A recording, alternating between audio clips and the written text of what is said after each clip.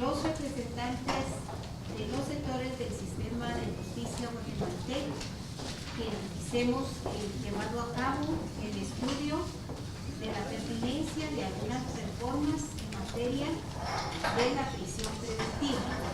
En ese sentido, nos vamos a permitir presentarles a ustedes la propuesta oficial que el día de hoy estaríamos entregándoles para ahí sí que su conocimiento y efectos que ustedes estimen pertinentes.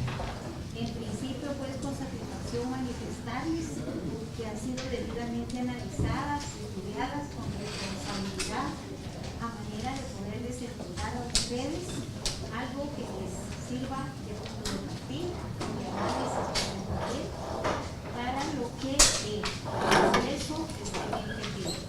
Así que me complace poderles entregar formalmente la copia de las reformas a cada uno de los presidentes de las comisiones. Entonces,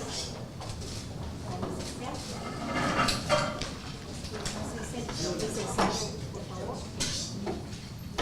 Hasta ahí, los demás ya tienen su. Muy bien, todos tienen su copia. Perfecto. Sobre esta, ustedes también tienen muy bien. Entonces, sobre esa base y tomando en consideración que ya todos tenemos nuestra copia respectiva, les solicito a los dos abogados, a efecto de que nos hagan el favor de hacer la presentación correspondiente de las propuestas de reforma, para que si después los señores diputados tengan alguna, inquietud, no la puedan hacer llegar, de manera de poderles igualmente aclarar pues los puntos que tuvimos para poder llegar a estas conclusiones. Por favor, diputado. Sí. Gracias, doctora. El licenciado Barahona de la PDH me dijo que hay una versión comparativa, o sea, no es igual con lo propuesto.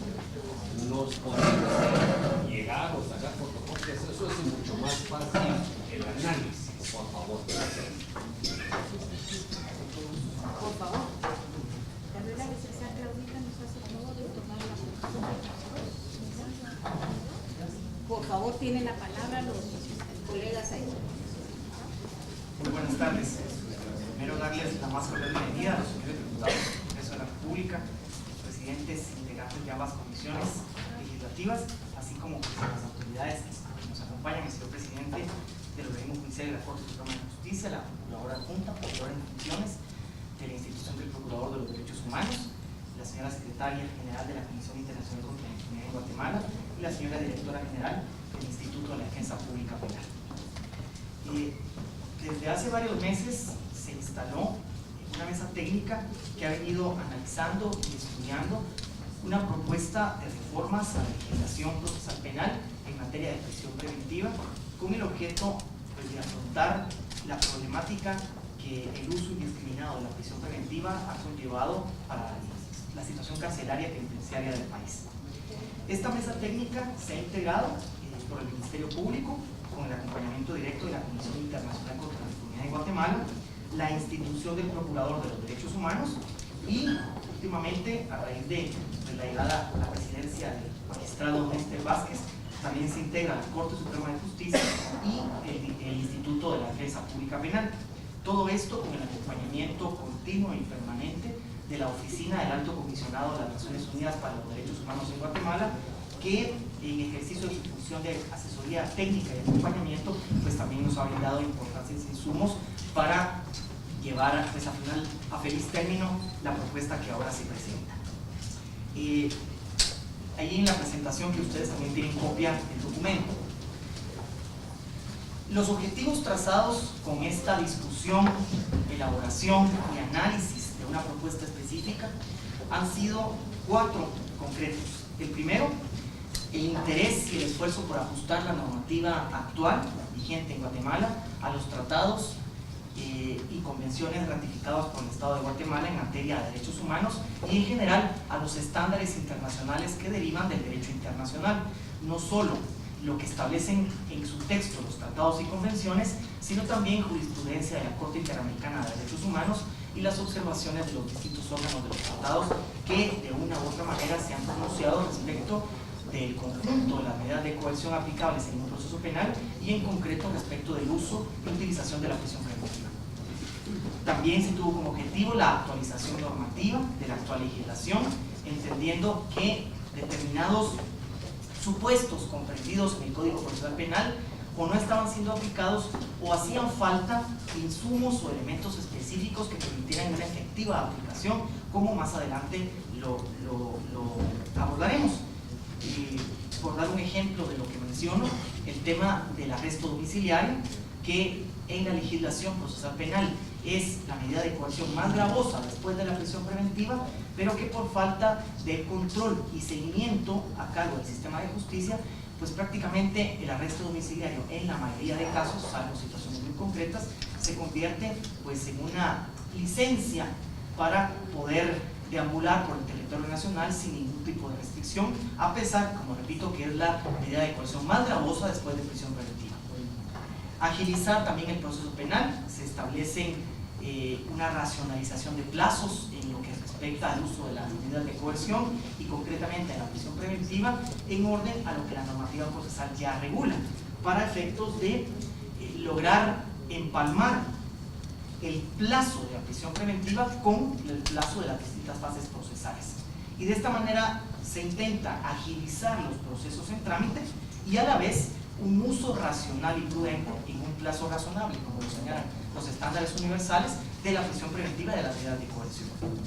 Y el último, pero no menos importante, superar las tendencias privativas de libertad. Hacer un cambio de enfoque en la regulación con el objeto de que se prioricen medidas no privativas de libertad y solo en los casos que sea necesario, idóneo y proporcionado hacer uso de la prisión preventiva. De esa cuenta, teniendo claros estos objetivos, se formularon algunos criterios conceptuales orientadores del trabajo que desarrolló la mesa técnica, del trabajo que aprobaron las autoridades de las instituciones del sistema de justicia y que, pues al final de cuentas, son las que guían el texto que hoy se les presenta. El primero, la prisión preventiva como medida de último rescate, como excepción y no como la regla. El segundo, redefinir el catálogo de medidas de coerción no privativas y privativas de libertad, superando el concepto medida sustitutiva o medida subsidiaria, por una razón muy concreta. Denominarle medida sustitutiva a las medidas no privativas de libertad conlleva el concepto de que lo que sustituye no es lo principal, sino que lo principal es aquello sustituido. De manera que en el cambio de concepto tenemos medidas privativas de libertad, medidas de coerción privativas de libertad, lo que incluye la medida de prisión preventiva en establecimiento oficial para el efecto, y las medidas privativas o medidas de coerción no privativas de libertad, que incluye todas las que hoy tienen la denominación como medida sustitutiva. Esta redefinición del catálogo pasa no solamente por reformular conceptos y nominaciones, sino incluso por algo tal vez muy básico, pero que esperamos tenga una incidencia en la interpretación y aplicación de la normativa, que es cambiar el orden. Si la regla es la libertad y la excepción es la prisión preventiva, la regulación debería concebir y contemplar primero medidas de coerción no privativas de libertad y solo cuando éstas no cumplan los fines perseguidos poder aplicar la excepción, la prisión preventiva, que en términos de sistemática del código irían en un segundo o tercer lugar. También incorporar de una vez por todas a la legislación el principio de proporcionalidad en el uso de medidas de coerción como medidas limitativas de derechos. La jurisprudencia constitucional ya las prevé, pero es el momento también, entiende la mesa técnica y las autoridades, que a nivel legislativo también se incluyan en la redacción de la norma. Esto se refiere a exigir a las partes en el debate procesal y al juez en su resolución decidir sobre la aplicación de medidas de coerción, sean privativas de libertad o no privativas de libertad, con base no en un catálogo taxativo de delitos, sino con base en principios de razonabilidad, idoneidad y necesidad, que es lo que la jurisprudencia internacional y constitucional exige de cualquier decisión limitativa de derechos. Estos como criterios orientadores que para el caso concreto debe aplicarlos el juzgador y con la necesaria y debida motivación judicial por parte del juez que toma la decisión. Por último, también el criterio de independencia judicial de manera que sea el juez, como lo exigen los estándares internacionales y la jurisprudencia constitucional, el que valore y pondere las circunstancias del caso concreto y aplicando la razonabilidad, la idoneidad y la necesidad, determina, concluya y decida cuál es la medida de coerción óptima e idónea para el caso que está juzgando. De esta manera, pues se limitan criterios taxativamente regulados en la norma sobre determinada medida de coerción para determinado delito que sea imputado o respecto del cual se haya dictado auto de procedimiento. En ese sentido, la propuesta de reforma recoge pues, distintos artículos que van modificando la nominación de las medidas de coerción, puesto que ahora se habla de medidas de coerción privativas de libertad y medidas de coerción no privativas de libertad. Pero junto a ello se incorpora el artículo 258 bis, que es el que recoge los principios generales de interpretación y aplicación en materia de medidas de coerción. Este principio general de interpretación y aplicación contempla, como ya habíamos indicado, por un lado, como primer supuesto, la necesidad de analizar a partir del principio de proporcionalidad la utilidad y aplicación, la eficacia y la optimización de la medida de coerción para el caso concreto. Y esto exige el análisis, argumentación y decisión en línea con los tres subprincipios del principio de proporcionalidad: la razonabilidad, la idoneidad y la necesidad. Todo lo cual deberá constar debidamente en el razonamiento y las justificaciones que el juez, en cumplimiento del artículo 11 bis, que ya incluye el Código Procesal Penal, pero que no es más que un elemento de tutela judicial efectiva, debe de consignar expresamente las razones, los motivos y las justificaciones de por qué asume determinada decisión aplicando una específica medida de coerción para el caso concreto bajo juzgamiento. Bien. A partir de esto, el artículo que se pretende o que se proyecta adicionar, 258 ter, incluye el catálogo de medidas de coerción, incluyendo tanto las medidas de coerción no privativas de libertad como las medidas de coerción privativas de libertad. Y derivado de ese cambio de sistemática en la interpretación de las medidas, se incluyen, en primer lugar, en el inciso A, las no privativas de libertad, de las cuales muchas de estas ya son las que recoge la actual normativa con el nombre de medidas sustitutivas. La mesa entiende que una de las grandes novedades no es tanto la innovación en las medidas, sino en el control, seguimiento y acompañamiento en su efectivo cumplimiento. Y de ahí, pues, la creación de una unidad específica de control de ejecución de medidas de coerción, de lo que más adelante hago mención. Y también dentro del catálogo de medidas de coerción, las no privativas de libertad, pues que hago un pequeño resumen de lo que tienen en pantalla: la obligación de presentarse periódicamente o cuando sea requerido ante el juez o autoridad que él designe. Quiero hacer aquí una acotación: esta medida de coerción no privativa de libertad, que actualmente ya se aplica, ha tenido, pues digamos, distintos esfuerzos interinstitucionales, y ya a nivel de tribunales y del Ministerio Público contamos con módulos informáticos en el cual la persona llega en el periodo que le corresponde a, no sé cómo decirlo, a dejar su huella digital para que el sistema reconozca si es la persona que realmente está obligada a presentarse periódicamente ante la autoridad. Ya no se hace mediante, se intenta, salvo donde no sea factible, hacerlo mediante firma o hacerlo mediante simple presentación de documento de identidad, porque esto no garantiza que la persona que está sujeta a proceso penal sea quien efectivamente se presenta. Entonces, yo lo comentaba para hacer ver un poco los avances que hay en la materia y sobre todo para dejar notar cómo la regulación en materia de medidas de coerción no privativas de libertad no requiere mayores cambios, requiere simplemente centrarse en los criterios interpretativos que la harán o la posicionarán como medidas regla, como el primer recurso a utilizar en el proceso penal, y el seguimiento, acompañamiento y control de las medidas es a lo que la reforma intenta apostar mayoritariamente. También como medida no privativa de libertad, la prohibición de salir del país, en el inciso 3 del inciso A 258 ter, del departamento, municipio o circunscripción territorial, la prohibición de comunicarse con determinadas personas o con las víctimas, siempre que no se afecte el derecho de defensa, y otras medidas que el juez proporcionalmente y de acuerdo a las circunstancias del caso ponderará y aplicará para el caso concreto.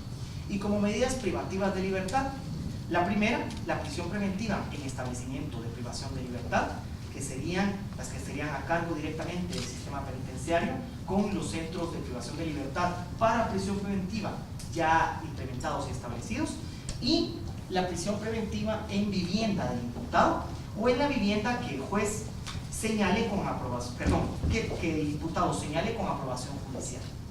Esta segunda es el cambio de denominación y de enfoque del actual arresto domiciliario, con el objeto que sea una verdadera medida de coerción privativa de libertad, solamente con la gran diferencia que no sería en centro penitenciario, sino en la vivienda del imputado, pero también teniendo la posibilidad que se señale otra vivienda para efecto de cumplirlo. Y esto por distintas razones. Por la imposibilidad de que se cumpla eficazmente la medida de coerción en la vivienda del imputado, o algo tan sencillo como que el imputado, dependiendo del delito que se persigue, habite juntamente con la víctima la misma vivienda. Esto hace necesario que se señale otra vivienda para que el imputado cumpla la medida de coerción, pero sin darle el derecho a poder gozar de la medida o poder cumplir la medida de coerción en su propia residencia o no en el lugar, no en centro penitenciario específico, que con esto ya esperaríamos tener una solución paulatina al problema de hacinamiento carcelario y también a la garantía y respeto de los derechos de las personas privadas de libertad, porque en las condiciones actuales no sería lo mismo cumplir la pena de prisión la medida de prisión preventiva en vivienda que cumplirla en centro penitenciario. Ligado con esto, la reforma o la propuesta de reforma en el artículo 258 quater incluye distintas medidas, digamos, en toda la propuesta para asegurar el cumplimiento efectivo y el control del cumplimiento de las medidas de coerción. Por un lado, darle al juez la mayor cantidad de facultades racionalmente utilizadas para que, pidiendo informes o nombrando incluso ejecutores designados para el efecto, pueda él verificar que la medida de coerción privativa de libertad o no privativa de libertad se esté cumpliendo efectivamente.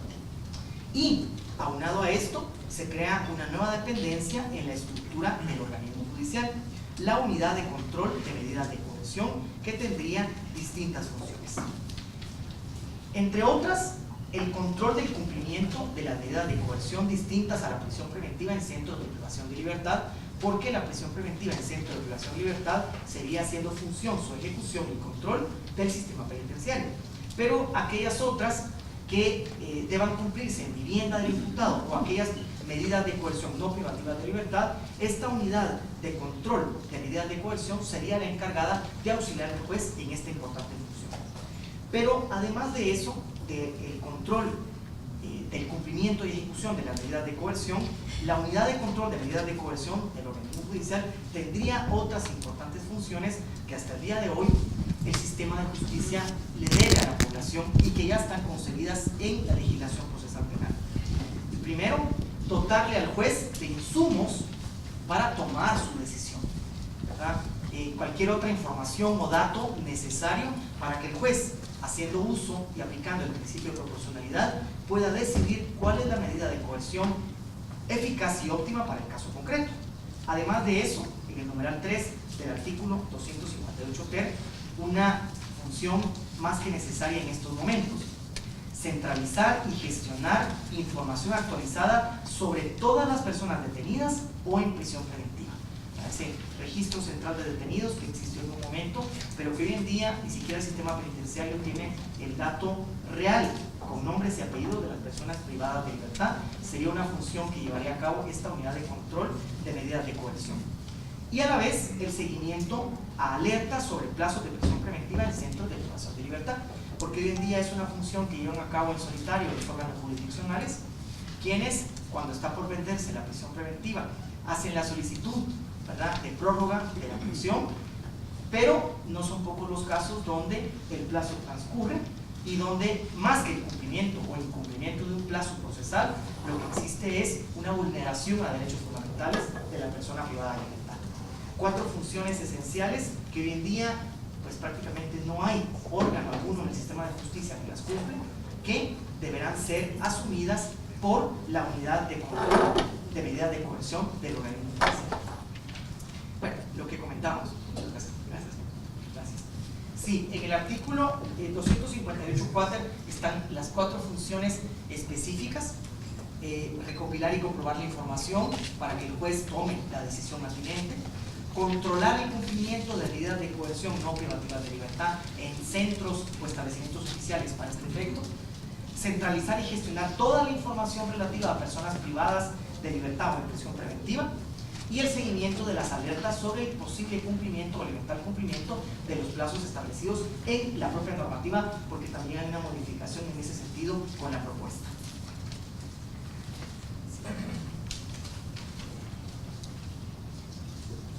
La siguiente. También en línea con los estándares internacionales, y aquí fue muy útil y muy importante el acompañamiento de OACNUR para estos efectos, se presenta la propuesta de modificación o reforma en cuanto a los supuestos que determinan el peligro de fuga y el peligro que actualmente se denomina en la ley como obstaculización para la violación de la verdad, pero que en la normativa se transforma en peligro de obstaculización a la justicia. Fueron analizadas uno a uno los supuestos que recogen los artículos 262 y 263 del Código Procesal Penal y se ajustaron a los estándares internacionales sobre la materia. En este mismo sentido, se prevén supuestos específicos, artículo 264, en los cuales el juez, no en automático, porque la legislación así lo prevé, debe de ponderar y analizar meditadamente ciertos supuestos que, por razones humanitarias, podrían conllevar al otorgamiento o de una medida de coerción no privativa de libertad o una medida privativa de libertad en vivienda, y son los que están situados ahí.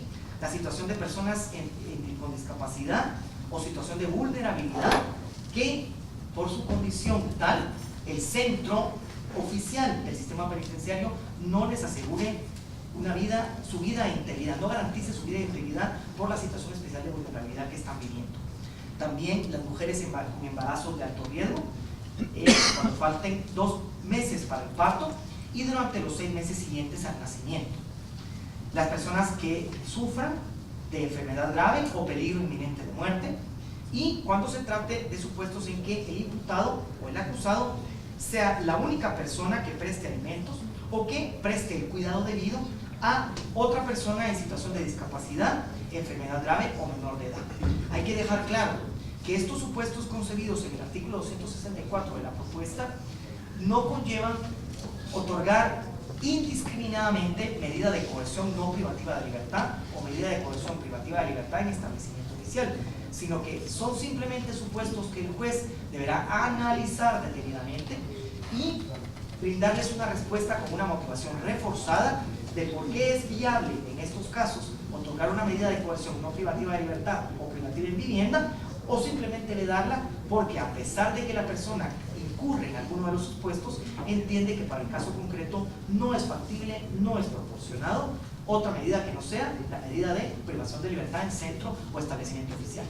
Hasta ahí mi intervención, no sin antes aclarar que cuando hablamos de propuesta o proyecto, entendemos que lo nuestro es simplemente, lo que la mesa técnica hace es un planteamiento a los señores diputados, porque son ustedes los que con su iniciativa de ley y con la función legislativa que constitucionalmente les corresponde, los únicos encargados y competentes para determinar si esto es llevado al honorable pleno. Muchas gracias.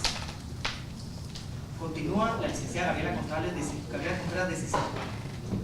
Buenas tardes, me adhiero al vocativo que ya pronunció el señor secretario de Política Criminal y continúo con la exposición.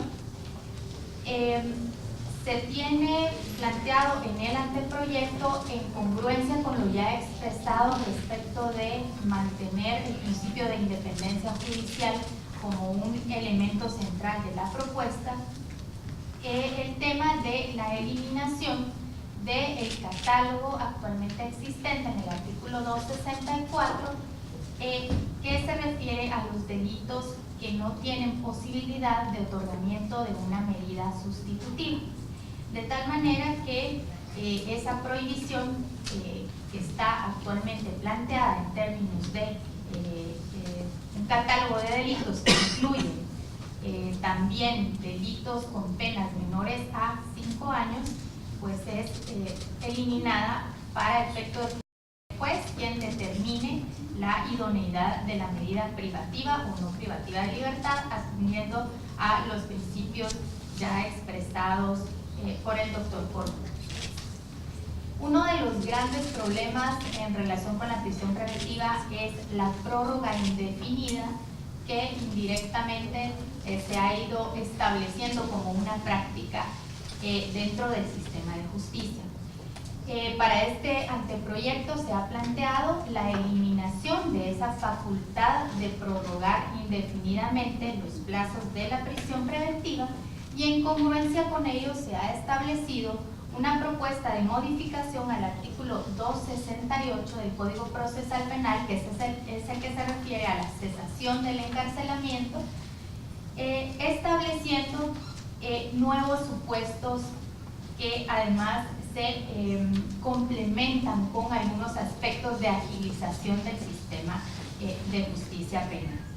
Se plantea entonces que pueda cesar de manera inmediata el encarcelamiento cuando nuevos elementos de juicio demuestren que no concurren los elementos que dieron lugar a la prisión preventiva, cuando se ha dictado clausura provisional, sobreseimiento o absolución, incluso cuando estas decisiones se encuentran aún en un periodo de obtener o cobrar firmeza, y en la aplicación del principio de oportunidad. Asimismo, se ha establecido que la persona sindicada no debe ser recipiendaria de las dilaciones del sistema de justicia en su conjunto, por lo que se propone que, transcurrido determinado periodo, después de cada uno de los momentos procesales más importantes dentro del proceso penal, si hay inactividad del sistema de justicia, la persona pueda tener el derecho de que la medida de prisión preventiva le sea sustituida por una medida no privativa de libertad. En ese sentido, se plantea en este artículo que, transcurridos 4 meses sin que se hubiera presentado el acto de acusación, clausura, sobreseimiento o cualquier otra forma de terminación del proceso penal, pueda ser sustituida la prisión preventiva por otra medida. De la misma manera, si transcurridos 2 meses a partir de la presentación de la acusación, si no se ha concluido la audiencia intermedia, pueda darse esta misma situación. Y de la misma forma que, transcurridos 6 meses a partir de la conclusión de la audiencia intermedia, si no se ha realizado el debate oral y no se ha emitido sentencia, entonces tenga derecho la persona a este cambio de medida de coerción a una no privativa de libertad. Lo que se busca con estos supuestos es entonces no cargar a la persona sindicada con la inactividad o la mora del sistema de justicia. El último supuesto en este planteamiento de la cesación del encarcelamiento es cuando ha transcurrido 2/3 partes de la pena que se ha impuesto a la persona en primera instancia sin que la sentencia haya cobrado firmeza. Esto porque después de emitida la sentencia generalmente viene una fase de impugnaciones que se prolonga en el tiempo. Esta fase en la práctica puede durar de 8 meses a 3 años, y mientras se resuelve, si la persona está en privación de libertad, se mantiene en esa situación. De forma que lo que se busca es que mientras se resuelve en definitiva la firmeza de la sentencia, la persona tenga la posibilidad de cumplir 2/3 partes y luego tener una medida distinta si así lo amerita. Este es uno de los mayores retos que presenta el anteproyecto en función de la situación de mora en la que se encuentra el sistema de justicia y a efecto pues de lograr una implementación adecuada, particularmente de los supuestos de los 4 meses, 2 meses y 6 meses a los que me he referido y que en total hacen 1 año como plazo máximo de la privación de libertad. Contempla el anteproyecto que pueda entonces entrar en vigencia estos supuestos dentro de 1 año de la publicación del decreto en el diario oficial, de manera que el sistema de justicia tendría 1 año para prepararse y para distribuir sus competencias y atribuciones de manera que pueda hacerse efectiva esta norma. Como veremos más adelante, el resto de la iniciativa o de la propuesta entraría en vigencia inmediatamente, de manera que la unidad de control que ya se ha mencionado y los casos de personas en situación de vulnerabilidad puedan ser aplicados de manera más inmediata. Los plazos antes mencionados también se tiene conocimiento que son afectados en muchas ocasiones por acciones dilatorias. Algunas veces propuestas por los mismos procesados o por los defensores. En estos casos, los tribunales estarán llamados a conocer, concluir y tomar una resolución debidamente fundamentada sobre dichas acciones y en relación con las mismas, si hubiera una fundamentación para establecer que están orientadas únicamente a dilatar o a obstruir el normal curso del proceso, el tiempo durante el cual se han tramitado no se computaría como parte de la prisión preventiva. Esto a efecto pues, de no tener elementos que puedan dilatar los plazos antes mencionados, el año de prisión preventiva que el sistema de justicia tendría que cumplir. También las personas procesadas pues tendrían que contribuir de alguna manera a esa agilización y en caso de acciones dilatorias o espurias ese plazo no se computaría. Es importante mencionar que la decisión en relación a este tema es una decisión que el juez tiene que fundamentar debidamente conforme a los principios ya mencionados de proporcionalidad y razonabilidad y que además es una decisión apelable. Hay solamente 2 casos en el anteproyecto en los que sería posible ampliar este plazo de 1 año duplicándolo. El primero de ellos es cuando se trata de casos complejos entendidos como aquellos que tienen una pluralidad de sujetos, una pluralidad de delitos y dificultades probatorias. En estos casos, bajo estricta responsabilidad del juez, podría ampliarse el plazo hasta duplicarse si resulta indispensable. Esto implica que el juez tendrá la posibilidad de, dentro de cada una de las etapas del proceso penal, establecer si concurren estos supuestos y mediante una audiencia de carácter público y con debida fundamentación y también con posibilidad de apelar esta resolución, puede el juez entonces determinar, por ejemplo, si el plazo de investigación se duplica o si el plazo para la presentación de la etapa intermedia o bien del debate puede duplicarse. No se duplica automáticamente a 1 año más, sino es por etapa procesal.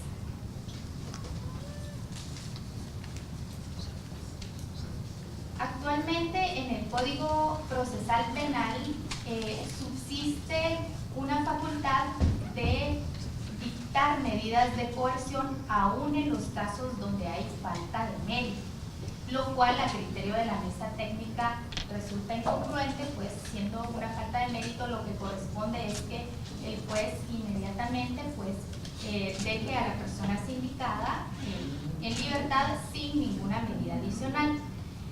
El anteproyecto incluye entonces esta eliminación de la facultad de dictar medidas de coerción cuando se declare la falta de mérito y también en función de que no haya una ampliación indirecta del plazo de prisión preventiva, se establece que las audiencias de revisión de medidas de coerción deberán realizarse dentro de los 3 días siguientes de que han sido solicitadas. Todo esto deberá llevar, por supuesto, un mecanismo de implementación para asegurar que estos plazos se cumplan. Y en función de la agilización también de los procesos, se aclara la norma relacionada con la facultad del Ministerio Público de solicitar información sobre personas individuales y jurídicas, en congruencia con la Constitución, estableciendo que solo deberá solicitarse autorización judicial en aquellos casos en que se afectan derechos constitucionalmente protegidos, y está planteado de tal manera en la Constitución Política de la República. En todos los demás casos, pues el Ministerio Público, en ejercicio de su función, puede requerir a distintas instancias la información pertinente en relación con las investigaciones. La propuesta incluye también ampliar de alguna manera la posibilidad de aplicar el procedimiento de delitos menos graves a aquellos delitos con penas menores a 5 años que estén establecidos en leyes penales especiales.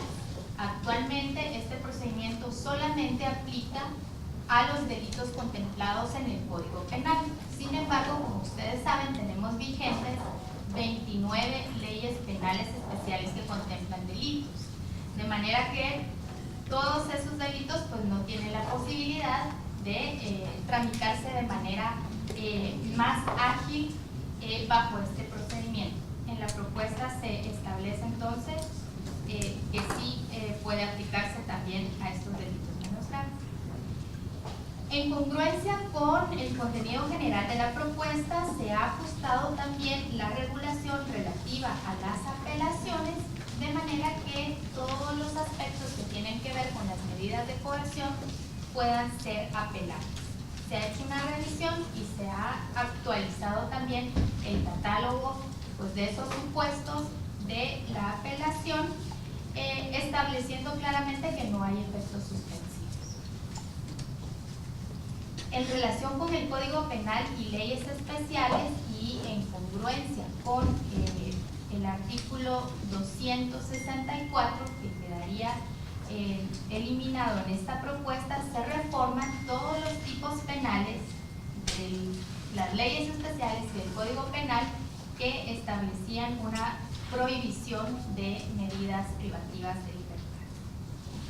Ya para ir finalizando, la propuesta establece una adecuación terminológica para que en todas aquellas leyes o disposiciones donde se lea el término medida sustitutiva se entienda que se está haciendo referencia a una medida de coerción no privativa de la libertad, y que la causal de peligro de obstaculización para la averiguación de la verdad se sustituye por el de obstaculización a la justicia. En relación con la entrada en vigencia e implementación, como ya he mencionado, se plantea que el decreto puede entrar en vigencia un día después de su publicación en el Diario Oficial, planteándose que la unidad de control de medidas de coerción debiera estar establecida en un plazo máximo de 3 meses, a efecto que puedan empezar a realizar las funciones que ya el doctor Cordona ha explicado. Y los numerales 4, 5 y 6 del artículo 268, que son los que establecen estos plazos para la cesación del encarcelamiento mientras está en el proceso penal, entrarían en vigencia un año después de la publicación en el Diario Oficial, para lograr una adecuación dentro del organismo judicial y las demás instituciones de justicia que permita que se implemente adecuadamente y se cumplan las normas propuestas. Muchas gracias.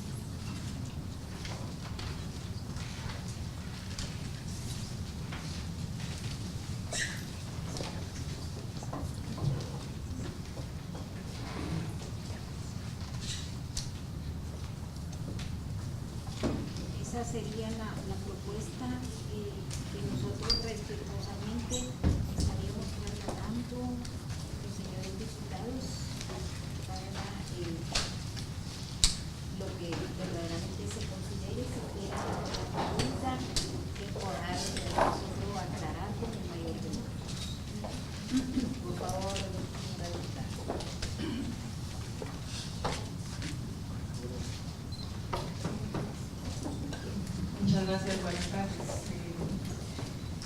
Bueno, quisiera entender, en la propuesta ustedes reforman los artículos de los delitos pánico financiero, quiebra fraudulenta, y digamos la propuesta es una propuesta de procedimientos, ¿no? O sea, la mayor parte del tema que nos han presentado es procedimientos. Sin embargo, incluyen estos temas, digamos, ¿verdad? Entonces, solo para entender por qué lo incluyeron, ¿verdad? Luego también, de nuevo, lo del 319, donde dice segundo párrafo, Ministerio Público tiene la potestad de solicitar información de personas individuales o jurídicas. Asimismo, podrá realizar actos de investigación sin autorización previa del juez competente, salvo en aquellos casos que así lo exija la Constitución Política del Derecho Internacional. También entender mejor este párrafo. Y luego, a nivel de procedimiento, estamos entendiendo, o estoy entendiendo, que la propuesta se está entregando a las comisiones de derechos humanos y a la Comisión de Justicia con el propósito de que nosotros podamos hacerla como iniciativa de ley. Ese sería el procedimiento, o sea, porque es una propuesta técnica entregada por ustedes, pero o si el organismo, si la Corte Suprema lo va a presentar como iniciativa de ley, para entender cómo el procedimiento. Por favor, muchas gracias. Y por último, el tema de los plazos que ponen. Sí entiendo que hablan de que esto es de vigencia un año después, y bueno, esto es ahorita una propuesta de ley, así es que tomará muchísimo tiempo, ¿verdad? Pero sin embargo, toma el hecho de lo que es la mora judicial, es decir, le pone plazos a la acción de los jueces. Y es entonces una pregunta para la Corte Suprema, es decir, porque ahorita hay, pues sí, ya conocemos, ¿verdad? Hay perjuicios para adelante, 2021, o sea, de hecho hay una mora muy grande. Entonces, esto es establecer un periodo determinado, con meses determinados, que es muy importante, me parece muy importante, por el hecho de que se habla de las personas que están esperando una resolución a sus casos, ¿verdad? Y me parece que daría bastante trabajo al Instituto de Defensa Pública Penal en este sentido. Entonces, para entenderlo, por favor, muchas gracias. Muchas gracias. En principio, voy a dar respuesta a la metodología que actualmente se está utilizando. Las respetables comisiones de derechos humanos y de reforma de ley, pues solicitaron al Ministerio Público venir a platicar en relación a las reformas que se estaban preparando. En virtud de que, como no solo es el Ministerio Público el que ha participado en el análisis de la reforma, sino que, como ven ustedes, estamos todos las dependencias del sector de justicia. Entonces, yo consulté con todos los colegas a manera de hacer esta presentación que ustedes están llevando a cabo. Es decir, que la prevención nuestra es hacerles saber a ustedes que hay un estudio técnico responsable de cómo abordar las reformas que se consideran pertinentes a la luz de la experiencia y del aspecto legal y técnico. A nuestro juicio, pues sería el más aconsejable.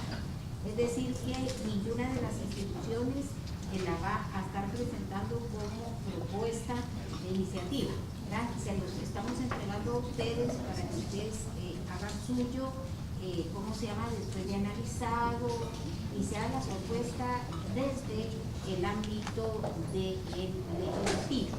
Es decir, nuestro aporte únicamente es abordar las reformas que a nuestro juicio pues se hacen necesario en virtud de los objetivos que nos hemos trazado como mesas de trabajo interinstitucional para que usted lo analice. Obviamente, pues, si quisieran que alguno de los organismos que tienen iniciativa de ley pueda también planteárselo como iniciativa de ley, pues yo creo que lo podemos platicar, no hay ningún inconveniente, pero si ustedes lo quieren analizar y sobre esa base hacerlo ustedes mismos como una propuesta del legislativo, pues obviamente yo creo que venga de donde venga, cualquier iniciativa bien analizada por todos los sectores, vale la pena acogerla y tomarla en cuenta. Eso es lo que está ahorita sucediendo, señora diputada, y por eso no lo estamos presentando como iniciativa de ley por parte de los órganos que tienen esta facultad, sino que ha sido un análisis técnico sobre la base de la pertinencia que nosotros como instituciones del sector de justicia estimamos son las necesarias para que ustedes las tomen en cuenta para la propuesta formal de la iniciativa. Por favor, no sé si usted quiere después... Como hizo esa mención por alusión Por alusión, de la Corte Suprema de Justicia. Entre el deber ser y el ser hay una gran diferencia, porque la Corte Suprema de Justicia considera que la solución para erradicar, eliminar la mora judicial sería presupuesto. Primero, necesitamos 17 jueces por cada 100.000 habitantes, apenas tenemos 17. Entonces es un gran problema. Las libertades individuales reguladas en la Constitución Política de la República de Guatemala, tenemos entre ellas la libertad de locomoción. Con la prisión preventiva estamos limitando y no estamos garantizando como Estado esa libertad como una garantía. Entonces debemos de poner ciertos límites a esta prisión preventiva. Por eso se indicaba en el procedimiento una obligatoriedad de los jueces en venir y otorgar medidas sustitutivas después de determinado tiempo de estar limitado pues, de esa libertad de locomoción. Entonces, una salida tenemos que encontrarle a la problemática. Esa es una propuesta de posible solución. Pueden haber otras que correspondería también a todas las instituciones y a la sociedad guatemalteca el venir y proponer. En el caso de ustedes, que son los encargados y facultados por mandato constitucional, son a quienes les corresponde venir a estudiar y dar una solución a esta problemática. Respecto a lo que mencionaba la señora diputada, en cuanto a las reformas que se plantean a normas sustantivas, está el pánico financiero, la intermediación financiera de la ley de bancos y grupos financieros, la quiebra legal y quiebra fraudulenta, el Código Penal. No hay cambio alguno en materia sustantiva, es simplemente porque estos 4 delitos aún hoy conservan la prisión preventiva obligatoria como única medida de coerción aplicable. Dado que toda la propuesta conlleva redefinir el enfoque de medidas de coerción, dejando la prisión preventiva como última ratio, la única modificación que hay es eliminar la norma que establece que no se permitirá aplicar medidas sustitutivas a los procesados por estos 4 delitos. Y en cuanto a la función del Ministerio Público, artículo 319, también juntamente con la propuesta con el anteproyecto se les compartió la exposición de motivos o el anteproyecto de motivos y hace un momento el cuadro comparativo del que se refería el señor diputado Fernando Canela. Sí, el objeto de esto es revisar el artículo 319 del Código Procesal Penal en línea con las facultades constitucionales que tiene el Ministerio Público. Actualmente existen algún tipo de limitación en requerimientos de información de distinto índole. Solo el hecho de tener que pedir autorización judicial para requerir información de sujetos de derecho privado ya es una gran limitación a las funciones, y esto va muy de la mano con la sistemática de la reforma, porque si lo que intenta es evitarse y disminuirse la mora fiscal y la mora judicial, hay que buscar desde la visión normativa, cuestión aparte de lo que muy bien decía el señor presidente de la Organización Policial, que ya se requiere implementación y políticas que requieren inversión, pero desde la norma, qué situaciones pueden modificarse, reformarse, para agilizar, en este caso, la investigación del Ministerio Público y hacer un factible cumplimiento de los plazos previstos para la investigación. Esa es concretamente la razón de modificación de estos dos conjuntos de delitos, de normas específicas, delitos y facultades de investigación del Ministerio Público. Gracias. Muchas gracias por el orden de solicitudes de la palabra. Le damos la palabra al diputado Linares de Frente. Gracias, doctora Porras. Miren, la iniciativa nos gusta, es decir, pues es muy garantista, ¿verdad? Y lo que queremos en el Congreso también es menos gente a la cárcel, porque ya nos cansamos de recibir iniciativas de ley en que todo tiene años de prisión, como un abrir y cerrar de ojos. Hubiera querido que ese impulso garantista se ampliara también a los delitos que no tienen medida sustitutiva. Disculpe que siga con el lenguaje anterior. No, es el actual. Por lo menos no estoy que tenga fianza, solo estoy un código procesal anterior. Hay una serie de restricciones, de medidas, por ejemplo, todos los del narcotráfico, y ahí no solo es tránsito internacional, todos tienen prohibidos. Entonces, me hubiera gustado una visión más garantista que ampliara y que eliminara la prisión obligatoria, la falta de medida para ciertos delitos, al igual como lo menciona el doctor Cordón, como los casos de pánico financiero, ¿verdad?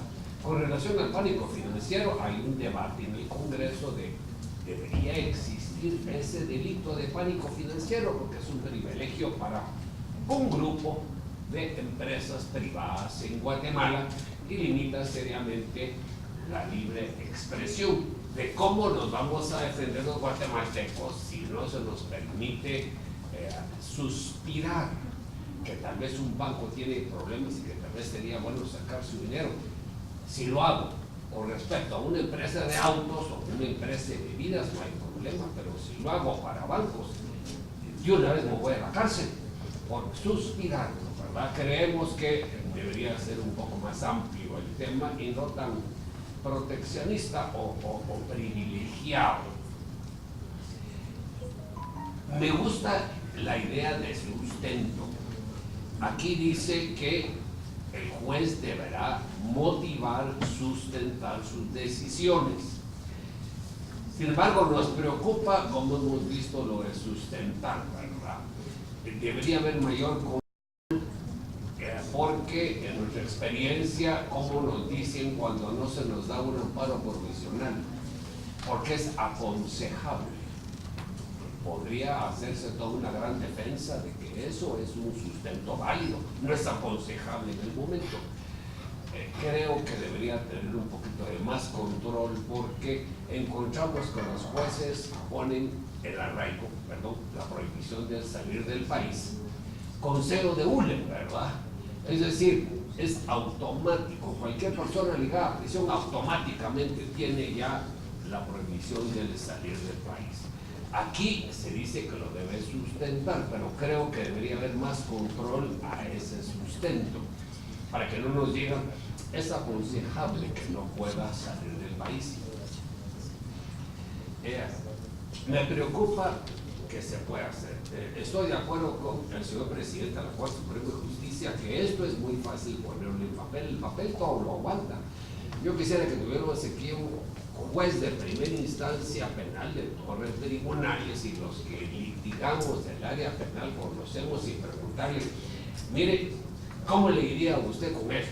Tiene 3 días para fijar una audiencia de conocer medidas sustitutivas, y tiene 3 días para apelar, y tiene que ver, y va a ver su calendario, va a llamar al oficial, ¿verdad?, que está en la entrada, que es antes el consejo, es el oficial. Mire, ¿cómo estoy en audiencias?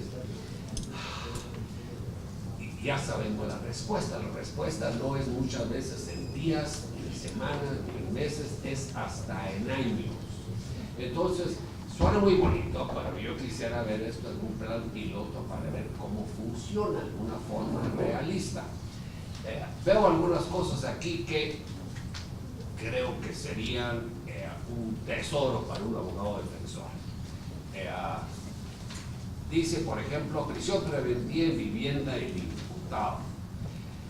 Si es la única persona a cargo de prestar alimentos a un menor de edad.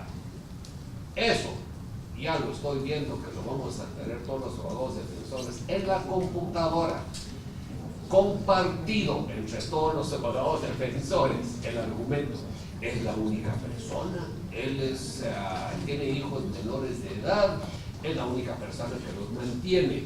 ¿Por qué? Porque la esposa tal vez no tiene trabajo fijo y eso es automático. No entran a ver si patrimonialmente, de acuerdo con un estudio socioeconómico, podrían sobrevivir los menores de edad si el padre está en prisión. Son detalles, ¿verdad?, que vemos, pero eso no quiere decir que no nos gusta.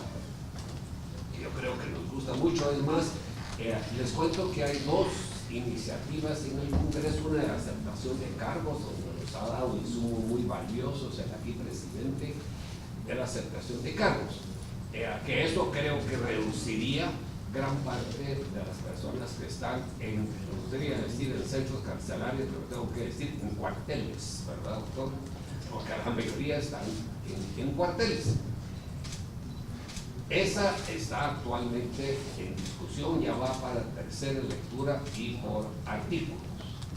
Y hay una más, que es la de cesación de encarcelamiento, que tiene una prórroga más para evitar esta petición que hace el Ministerio Público de una y una más prórrogas. Es el mismo concepto, ¿verdad?, que tenemos aquí. Y dice una garantía más: a la persona de 70 años o más hay que buscarle medida sustitutiva para alejarlo un poco de la discrecionalidad del juez.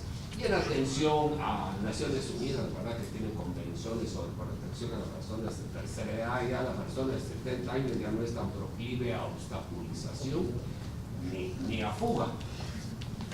Y una mención aquí a lo que dijo usted, doctora Porras, sobre que este es solo un instrumento de trabajo para nosotros. Así no es como funcionan las cosas en el organismo legislativo. Disculpe, si ustedes creen que esto es valioso y debe imponerse, yo les pediría que presentaran la iniciativa de ley, y si nos rodean el Congreso, mejor, sale más rápida. Es una broma, doctora, pero yo quiero decir que esto presentado, se lo damos a los diputados, y yo sé que aquí mi compañero Luis García Rodas, que ha sido presidente de la Comisión de Legislación, es constituyente, sabe qué va a pasar con este proyecto muy valioso si nos lo dan. ¿Qué van a hacer la mayoría de los diputados? Va a quedarse en un archivo. Entonces, yo le pediría, doctora, que lo metan como una iniciativa, que aquí el presidente de la Corte, y ahí llegará una comisión, ahí se harán mesas técnicas, y ahí comenzaremos el ping-pong legislativo.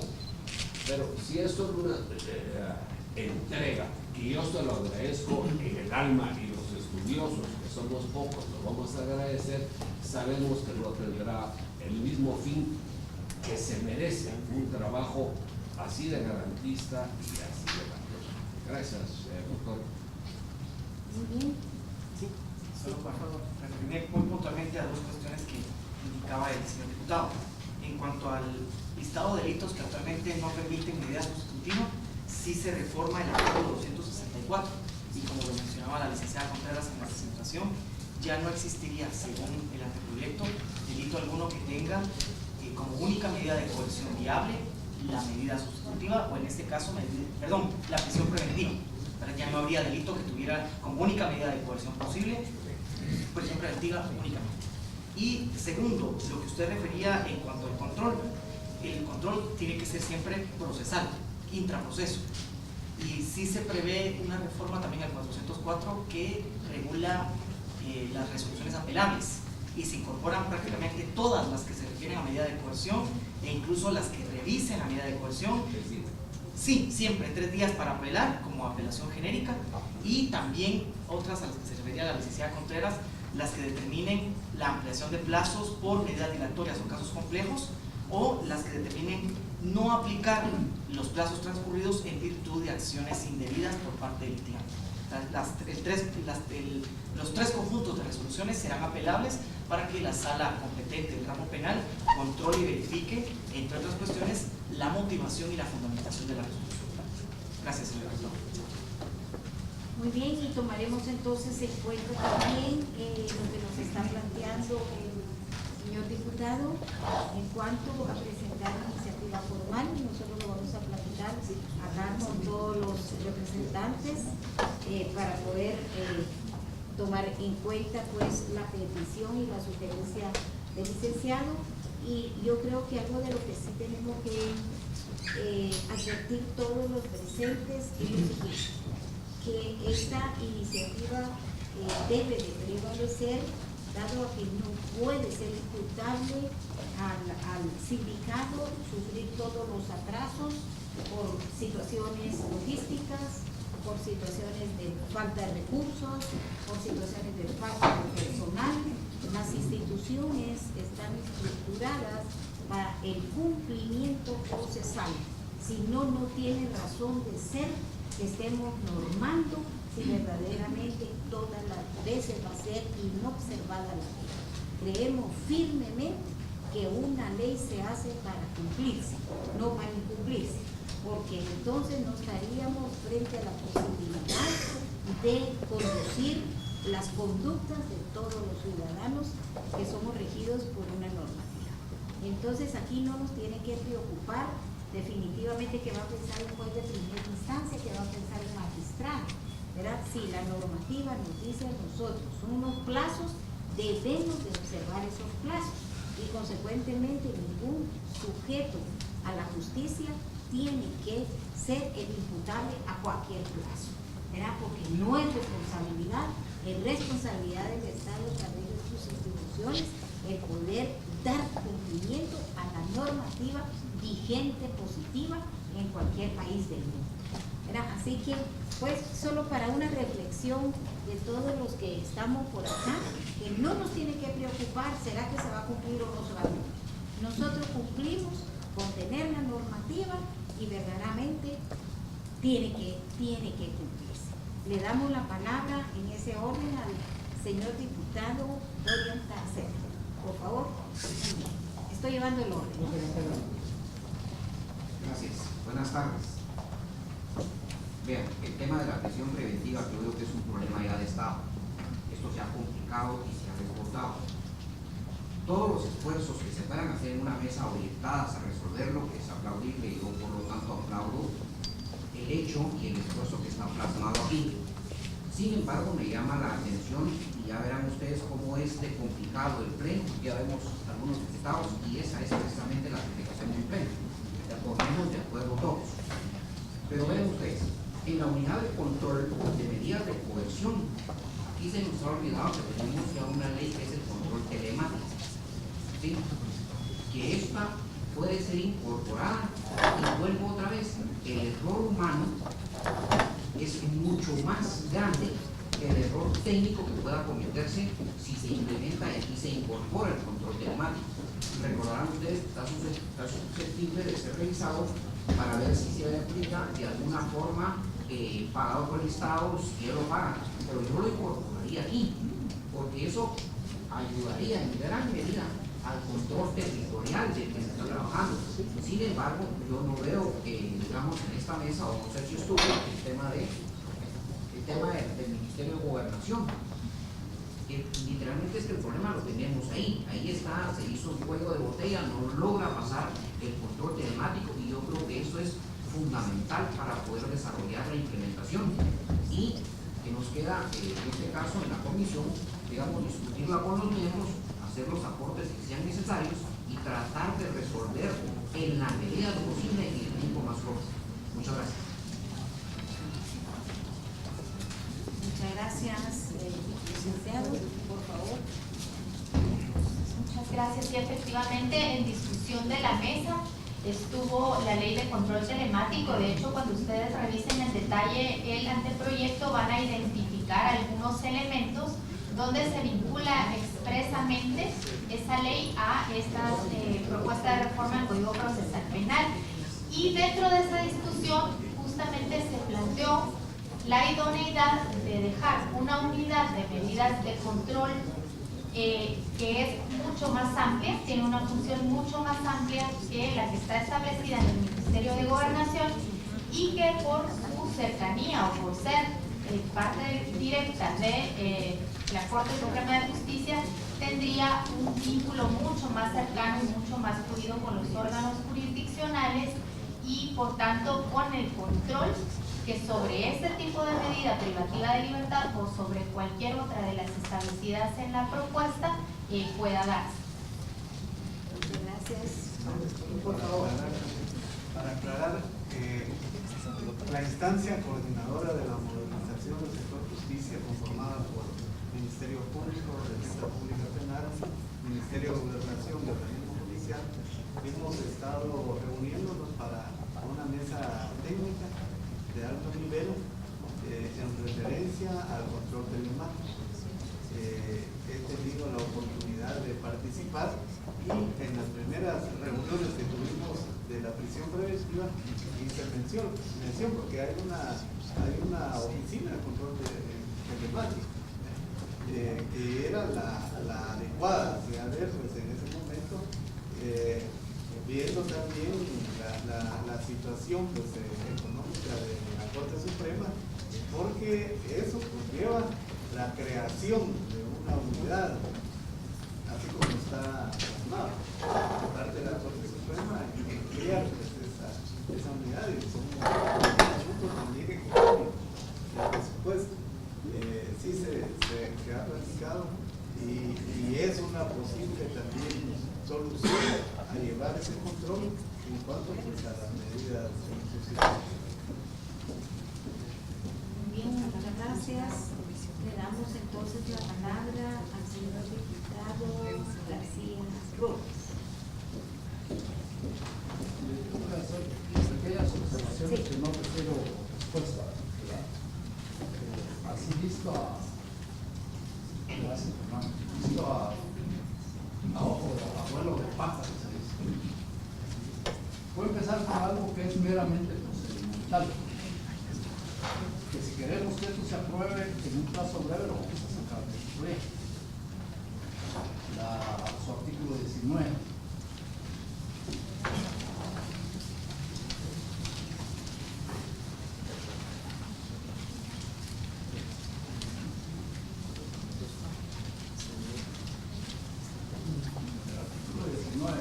Perdón, no, el 20. Vale. Mire, señora fiscal, señor presidente, ustedes saben que para hacer una reforma de acuerdo a las sentencias de la Corte de Constitucionalidad, para hacer una reforma a una ley que se ha aprobado como ley calificada, toda la reforma y todas las discusiones de las constitucionales. Eso quiere decir, dado que Caracena decía cuesta mucho conseguir votos, bueno, si cuesta conseguir 80 y 55. Mi sugerencia es, estos quieren, lo colocarán en otra iniciativa, pero esto, por prudencia, vamos a la fuera. Es un tema logístico, llamémosle nada más. Hay varias cosas que vamos a revisar. Por ejemplo, en el artículo 4, cuando se menciona ese 258, es leyendo todo el proyecto, ¿verdad? El juez tiene que tomar en un momento dado, rápido, su decisión sobre la medida de coerción. La idea de esta ley es precisamente evitar que las personas sean sometidas sin necesidad a prisión. Entonces, aunque está así, creo que a ver que agregarle algo, porque dice recopilar y comprobar información útil para que después tome decisiones sobre las medidas a imponer.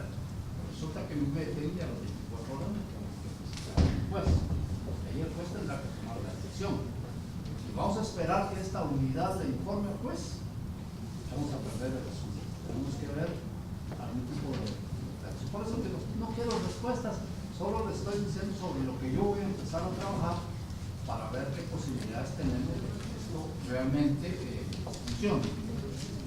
En el artículo 263, que es el artículo 6 de ustedes, la reforma del Código Procesal, en el que cambian ustedes los conceptos de obstaculización a la verdad, por obstaculización a la justicia.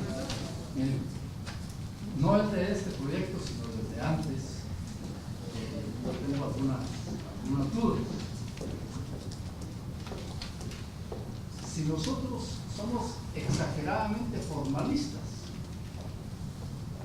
yo tomo este artículo de obstaculización a la justicia, ¿cuál es la sanción si yo cometo el proceso? Solo son conceptos para que el juez determine la legitimidad de dar o no esta medida de coerción. Aquí es el diputado podría, ¿verdad? Estamos hablando simplemente de supuestos.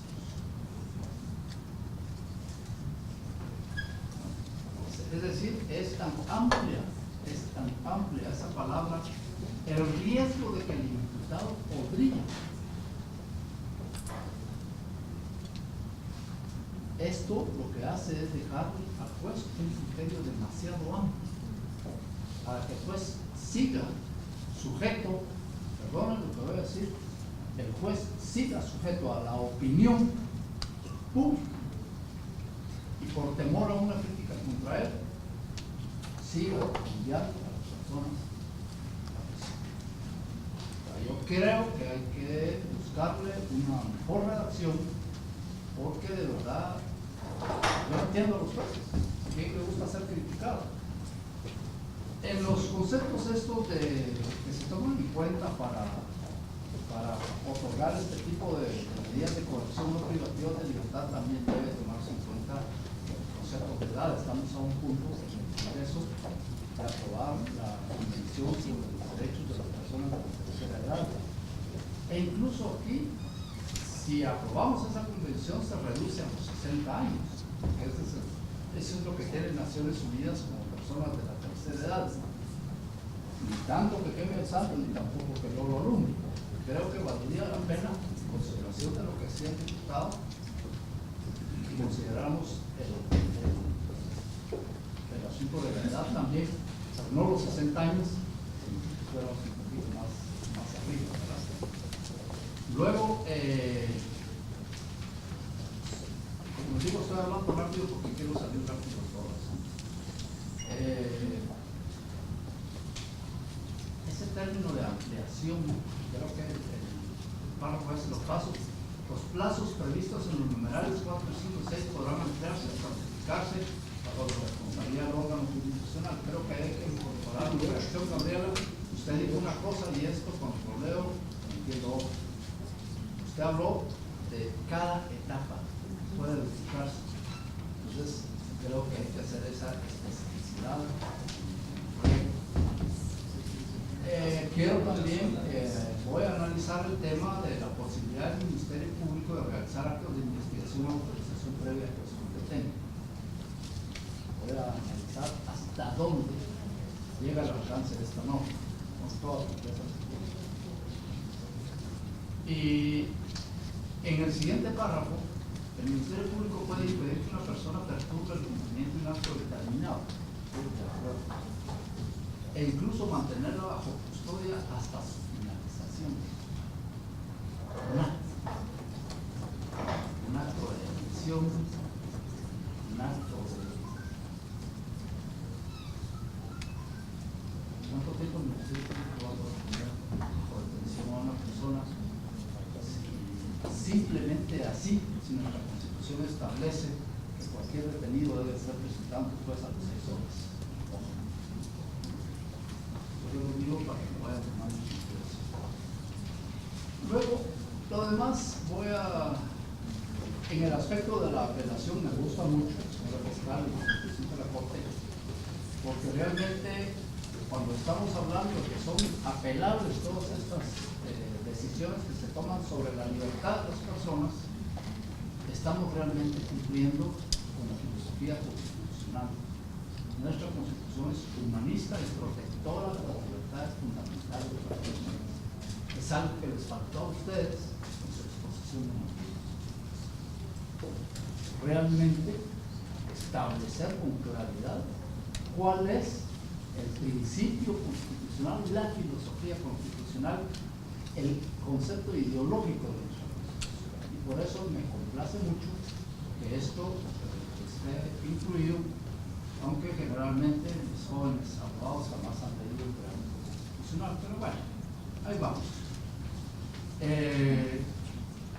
Miren, ya les hablé de las leyes. En el tema de la implementación, presidente de la Corte, esto le pido a usted que haga un análisis. Las leyes deben de fijar plazos, así como plazos fatales para hacer las cosas, pero no plazos fatales para que se cumpla el funcionario. A menos que ya hayan empezado a trabajar ustedes en la implementación, en los reglamentos y todo. Pero yo, con toda franqueza, les digo, 3 meses. 3 meses. Porque hay otros aspectos que ustedes no han puesto aquí.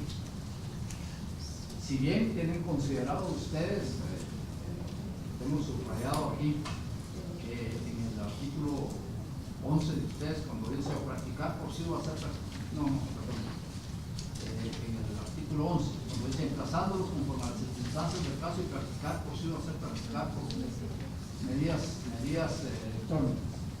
Entonces, aquí, dado que hay una unidad trabajando en el Ministerio de Gobernación, tenemos que determinar de qué forma se va a coordinar o sustituir esa unidad del Ministerio de Gobernación para que funcione esto. Donde mandan 2 no manda nadie. Aquí, o se queda en el Ministerio de Gobernación, o trasladamos todas las funciones. Y les voy a poner un pequeño ejemplo. El control de armas y municiones. Del DECAM al DIGICAM, y del Ministerio de la Defensa al Ministerio de Gobernación. Como dirían los patrón y ¿cuántos años hace que debiera estar eso bajo el control del Ministerio de Gobernación? Y sigue bajo el control del Ministerio de la Defensa. ¿Por qué? Porque no hubo una adecuada disposición fatal para el traslado de esas unidades. Entonces, igual aquí, el presidente piense en plazo de 3 meses, 3 meses. Yo sé que eso es eficiente, pero no te hagas una norma que te convierte en un funcionario que no cumple con la ley. Revisa. ¿Y qué vamos a hacer? Si vamos a dejar funcionando la unidad de control telemático del Ministerio de Gobernación y esta unidad de control de medidas de coerción en la Corte Suprema de Justicia, ¿quién va a informar quién y a quién le vamos a echar la culpa? ¿Verdad? Sinceramente. Tema. Mire, hay otro aspecto que es el tema bendito ese de las medidas sustitutivas. No estás atrasado porque es lo que dice actualmente el código. ¿Se recuerdan ustedes que la anterior fiscal, no Telma, sino Claudia? Gracias. Que a esta edad tenemos derecho que nos olvidar. Bueno, no, pero cuando Claudia no era fiscal aún, presentó una inconstitucionalidad en la Corte Suprema. Hemos platicado mucho con ustedes. Presidente de la Corte, yo no he escuchado, me gustaría que lo hicieran también, tiene que ver con todo esto. La resolución de la Corte dice que el legislador, comparto esa opinión, es que nosotros no somos los que debemos de decir si procede o no una medida sustitutiva, porque la Constitución dice que la administración de justicia es exclusiva de la Corte Suprema de Justicia de los tribunales, y en el Congreso indebidamente, en el juicio por supuesto, indebidamente ponemos que tal delito no goza de medida sustitutiva a cuenta de qué. Nosotros no somos los jueces, estamos pretendiendo a través de una ley sustituir las facultades del juez, tomándolo nosotros. Entonces creo, presidente de la Corte, que hay que hacer un análisis sobre esa sentencia porque si bien habla de un caso referido a la ley de crimen organizado, los conceptos, a mi juicio, son aplicables a todo tipo de disposición que esté actualmente en el código o que el Congreso quiera poner a futuro. Pediría que ustedes llevaran ese tema, porque ese sí, a ustedes les corresponde, no a nosotros, analizar esa sentencia de la Corte de Constitucionalidad. Y por lo demás, pues me alegro mucho de este proyecto. Los conozco a ustedes, pues sé quiénes son, sé cómo trabajan. Y no nos queda más que revisarlo, miren. Lo último. Con el perdón del señor presidente. La Corte presente esto a las 3 de la tarde, el día del juicio, en el Corte de la Catedral. Ahí los espero. El presidente va a tener que discutir con 12 de sus pares el tema y empieza aquella cosa y tienen otras cosas importantísimas que hacer en la Corte Suprema de Justicia. Otras no importantes como estar firmando vacaciones, traslados, avanzadas. Qué lástima que no hicimos la reforma constitucional. Yo me ofrezco a firmar una vez lleguemos a un. Creo que mis colegas están en la misma disposición. Si estamos sentados en esta mesa, aquí los que venimos, es porque tenemos interés en este tema. Dejamos ahorita un tema importante que es el presupuesto. Como usted los trajo para acá, fiscal, nos va a quedar sin presupuesto.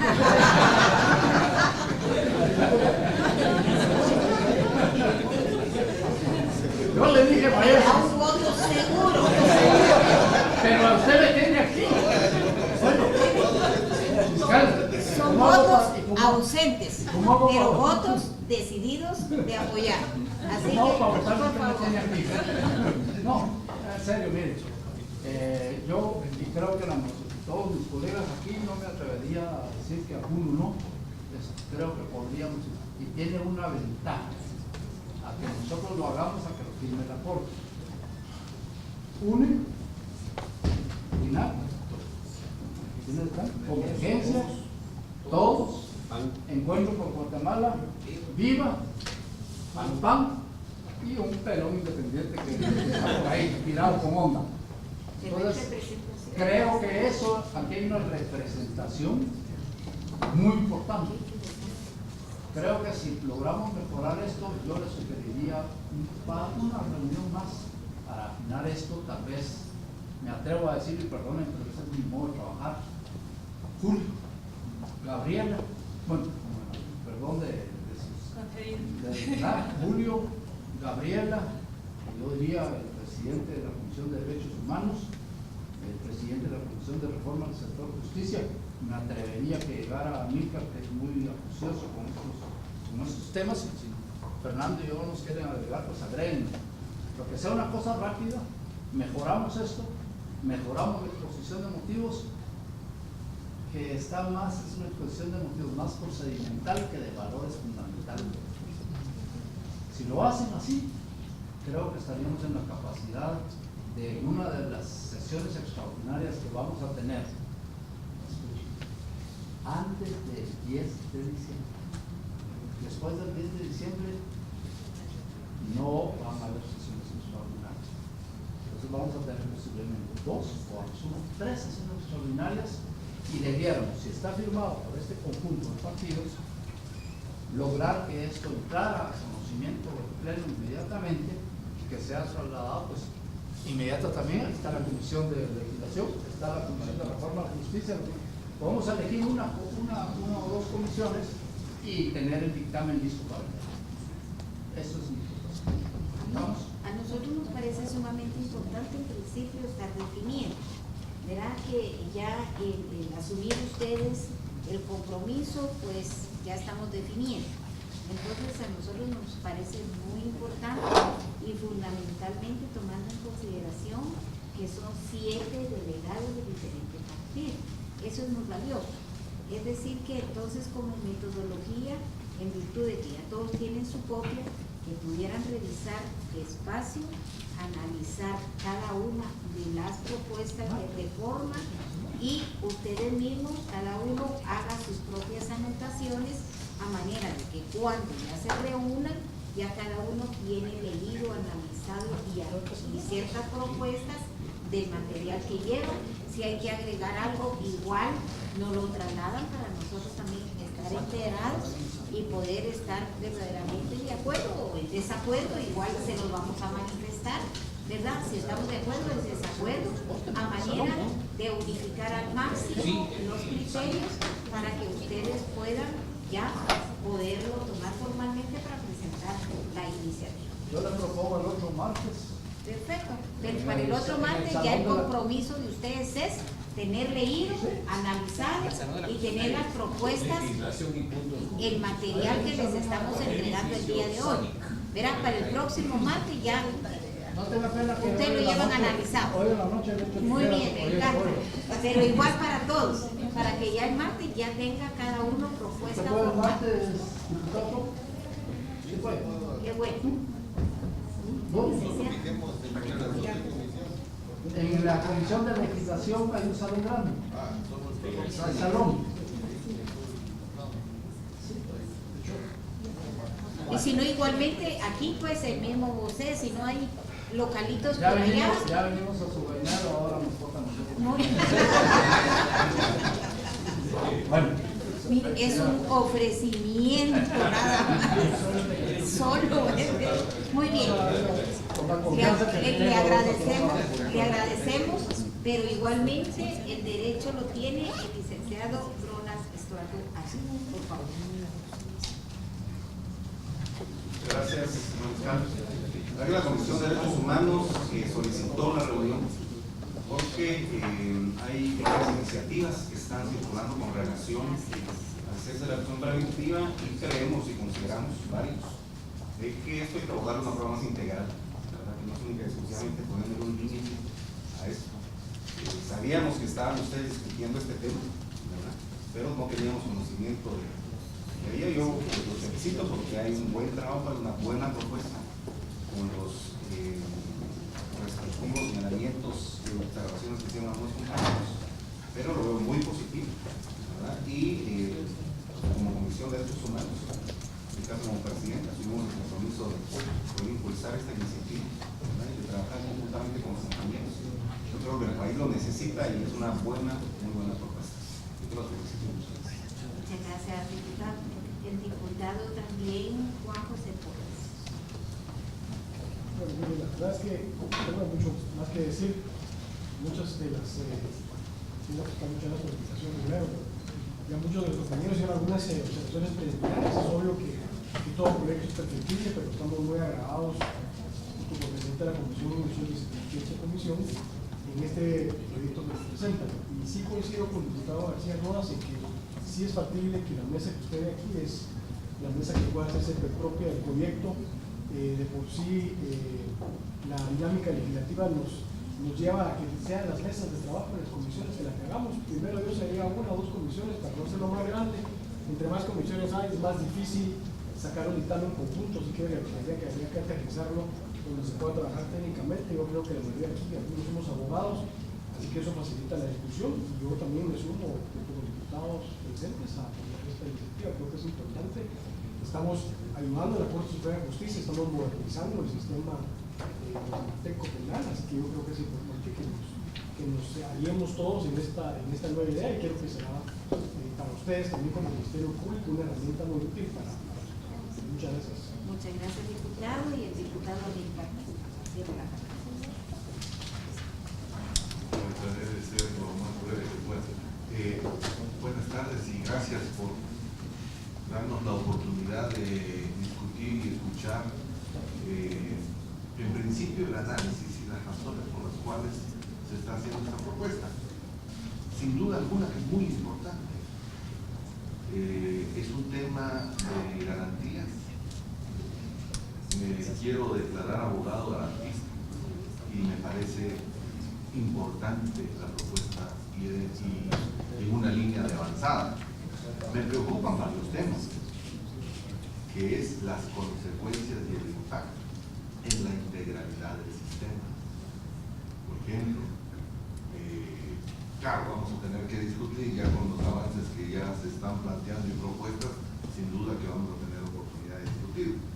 Pero reformar el artículo 264, tal y como lo plantea, va a generar un conjunto de consecuencias en el sistema y nos pone en debate y discusión temas sensibles como los delitos sexuales, el hecho de que alguien pueda optar a salir de la prisión preventiva, en los riesgos que se siguen corriendo. ¿Cómo vamos a considerar los efectos y las consecuencias de esta reforma? Veo que no hay un análisis todavía de qué proyección hay en las consecuencias de otra tipología de delitos, en términos de delitos vinculados a la corrupción, por ejemplo. Tenemos un país enfrentado hoy en el debate sobre la lucha o no contra la corrupción, que a veces es un debate bastante falto de sustancia y que está poniendo en un nivel estático el trabajo eventualmente de cualquiera de las instituciones, incluso el Congreso de la República. Entonces, me parece la propuesta importante a ese nivel que debemos solventar esas posiciones. Por ejemplo, evitar conclusiones públicas. Ahora está pasando al escenario político por excelencia del país. Entonces vamos a tener posiciones políticas. Y posiciones políticas como dejar al juez al amparo de la presión de los medios de comunicación, al amparo de la presión de sectores en el país, porque tiene posibilidad el juez de tomar una decisión con amplias facultades en determinados casos concretos. También es importante que lo analicemos hasta dónde es correcto generar los límites o ampliarlos. Por último, creo importante revisar la constitucionalidad de la investigación del Ministerio Público en el artículo que corresponde. Y por supuesto, los delitos que fueron considerados, que nos siguen llamando la atención en temas estrictos, la vinculación del acceso a la información pública, tal y como se menciona también. Entonces yo creo que sí hay varios temas. Y por último, que es en estricto sentido de derechos humanos, fuertemente cuestionado en el país, insisto, en un debate nacional, las recomendaciones de la Comisión contra la Tortura, por ejemplo, cómo hacerlas valer en el sistema. Creo que esta reforma sería interesante. Tengo información, por ejemplo, de que algunas recomendaciones pudieron haber sido consideradas como delito para presionar la independencia judicial.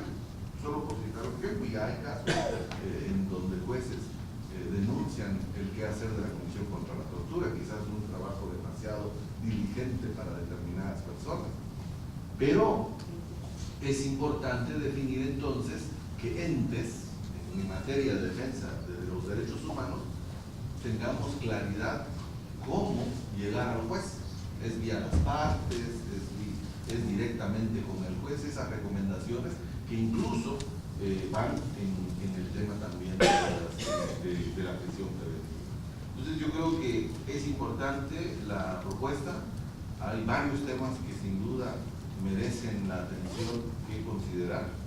Me preocupaba la modalidad para la presentación de una eventual iniciativa, pero sí, por supuesto, con mucho gusto me sumo a firmar una eventual iniciativa en la que podamos coincidir técnicamente y políticamente en el debate nacional sobre reformar nuestro sistema penal. Entonces, pues con mucho gusto, y son de las preocupaciones que tengo, insisto, no pido que me contesten nada, sino que vamos a tener que discutirlo de aquí. Gracias. Perfectamente, nosotros entonces atendimos sus sugerencias y estamos en la mejor disposición técnicamente de cualquier acompañamiento que ustedes consideren pertinente por parte de todos los sectores acá representados.